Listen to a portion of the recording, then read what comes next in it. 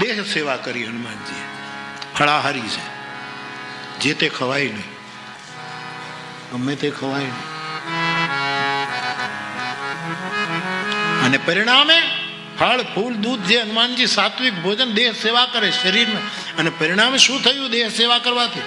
અતુલિત બલધામ બલવાન રામદૂત અતુલિત બલધામ અંજની પુત્ર.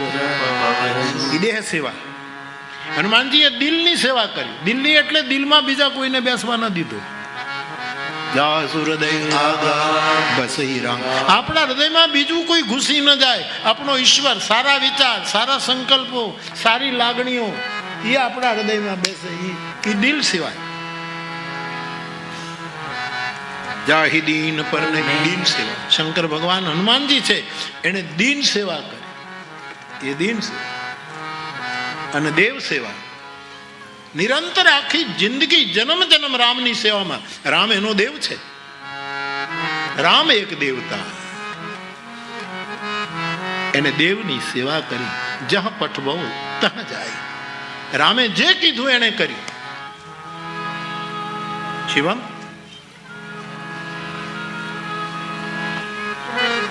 ઉત્તરકાંડમાં જયારે રામ રાજ્યની સ્થાપના થઈ ગઈ અને 6 મહિના વીત્યા પછી ભગવાને બધાને વિદાય આપી. તમારા ઘરે જાઓ બધા, હવે તમારા ઘરે જઈ અને તમારા કર્તવ્યો નિભાવો. હનુમાનજીને કેમ વિદાય ના આપી? હનુમાનજી ઉભા છે. ભગવાને પૂછ્યું કે હનુમાન, મેં બધાને કીધું હવે તમે જાઓ, લંકા જાઓ, કિષ્કિંધા જાઓ, ફલાણે જાઓ, આમ જ્યાં જ્યાં તમે રહેતા હતા વાંદરાઓને કીધું હવે તમે જાઓ.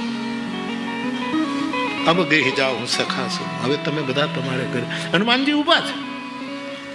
એટલે હનુમાનજીને પૂછ્યું, બધાએ કીધું કે ભાઈ બધાને જવાનું કીધું, બધા નીકળ્યા, પણ આ કેમ ઉભા?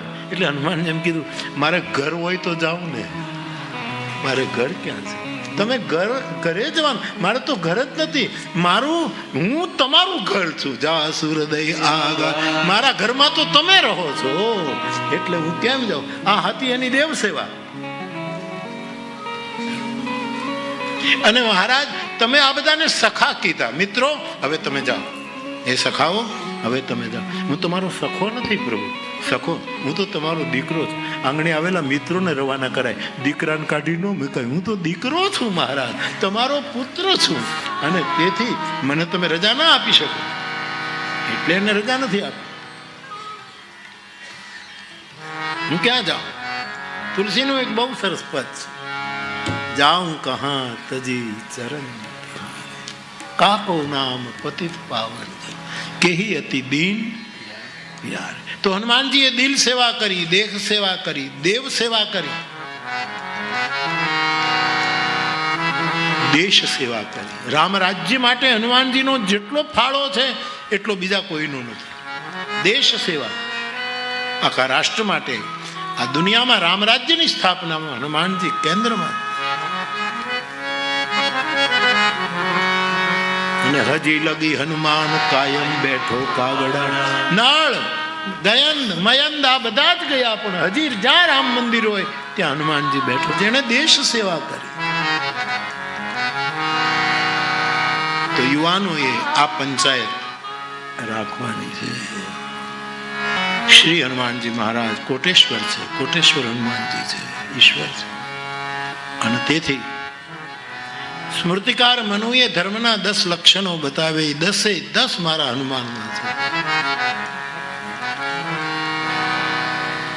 પતંજલિના અષ્ટાંગ યોગના બધા જ પગથિયા મારા હનુમાનમાં, એટલે પરમેશ્વર છે. એ પરમેશ્વર શ્રી હનુમાન, એની વંદના આપણે ગઈકાલે કરી. તમને વિનય કરું કે હનુમાનજી ને તમારી માંગ્યા વગર હું સલાહ આપું કે હનુમાનજીનો આશ્રય તમારે કરવો હોય તો હનુમાનજીના બહુ વિકરાળ રૂપનો આશ્રય ન કરવો. એનું શાંત રૂપ હોવું જોઈએ. મારતા હોય, કાપતા હોય તો ઘણા લોકો તો બધા દાંત બહાર નીકળી ગયા હનુમાનજી, એવા એવા. તમે જેના દર્શન આપણે કરીએ ને ધીરે ધીરે એવા થઈ જઈએ છીએ. એટલે એની અસર થાય. તમે લોકો કેવા વિકૃત એવા હનુમાનજીના. એટલા માટે બહુ જ ખબર નહીં કેટલા સમયનો અનુભવ, એટલા અનુભવ પછી આ હનુમાનજીનું સ્વરૂપ હૃદયમાં આવ્યું કે આવા શાંત હોવા છે. શાંતિ કોણ આપી શકે છે? શાંતિથી બેઠો હોય. શાંતમ શાશ્વતમ પ્રમેય મનઘમ નિર્વાણ શાંતિ પ્રદમ. શાંતિ પ્રદમ કોણ હોય? જે શાંત હોય.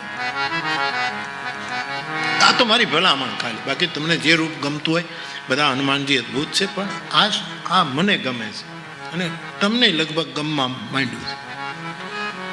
હમણાં મને અમારે હસમુખભાઈ કોણે, એણે મને કીધું, હું કીધા કરું છું કે રામાયણ નાનું, અથવા તો પછી રામાયણ નાનું ન હોય તો સુંદરકાંડ, અથવા તો ભૂસુંડી રામાયણ, અથવા તો હનુમાન ચાલીસા નાનું, અને ભગવદ્ ગીતા તો નાની. એ તમારી બેગમાં રાખો છોકરાઓ, સ્કૂલ બેગમાં રાખો. તમારે વાંચવાની જરૂર નથી. હું તમને નથી કહેતો કે તમે એને વાંચો, તમે એના અર્થો તમારી બેગમાં રામાયણ અને ગીતા રાખો. તો મને એક નમૂનો સરસ બતાવ્યો કે એક નાની એવી બેગ બનાવી, પ્લાસ્ટિકની નાની, એમાં ગીતા અને ભૂસુંડી રામાયણ, અથવા તો અમારી એક નાનકડી પુસ્તિકા છે જેમાં બધી સ્તુતિઓ છે. હનુમાન ચાલીસા પણ આવી જાય, સુંદરકાંડ પણ આવી, ભૂસુંડી રામાયણ પણ આવી જાય.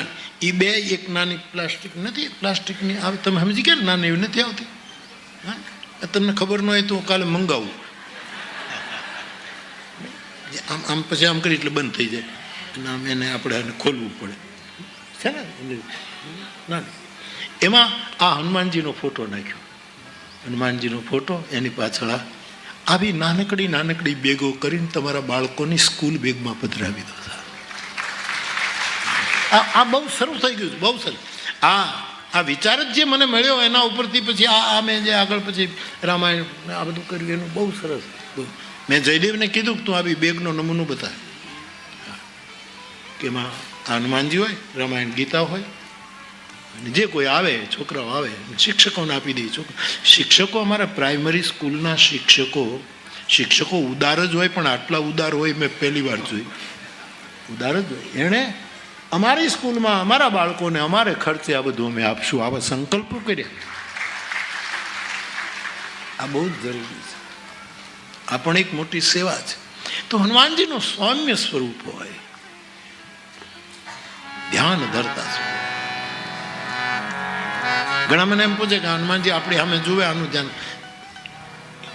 તું એની સામે જોયા કરીને તને એ જોવે, તું એ આંખ બગાડે નહીં. ભરોસો. તો સ્મૃતિકાર મનુના ધર્મના 10 લક્ષણ શ્રી હનુમાનજીમાં દેખાય. ભગવાન રામનો કોઈ ધર્મરથ હોય તો પ્રત્યક્ષ મારે કહેવું જોઈએ એ હનુમાન છે. જેમાં સૌરથ, ધીરજ, તેહિરથ, ચાકા, કેટલા લક્ષણો જે ધર્મરથમાં બતાવ્યા છે. 32 લક્ષણ. આમ જુદા જુદા એનો વિસ્તાર કરું દાદાના જુબાનમાં કે એક વિસ્તાર તો 32 થઈ જાય. એના પેટા ભાગને વિસ્તાર કર્યું. 32 લક્ષણો ધર્મ. અને શ્રી હનુમાનજી એ 32 લક્ષણો ધર્મ છે, ધર્મરથ છે, જેના ઉપર હનુમાનજી આરૂઢ થાય છે. આ એનો ધર્મરથ છે. 32 નો હનુમાનજીનો આંકડો બહુ તુરત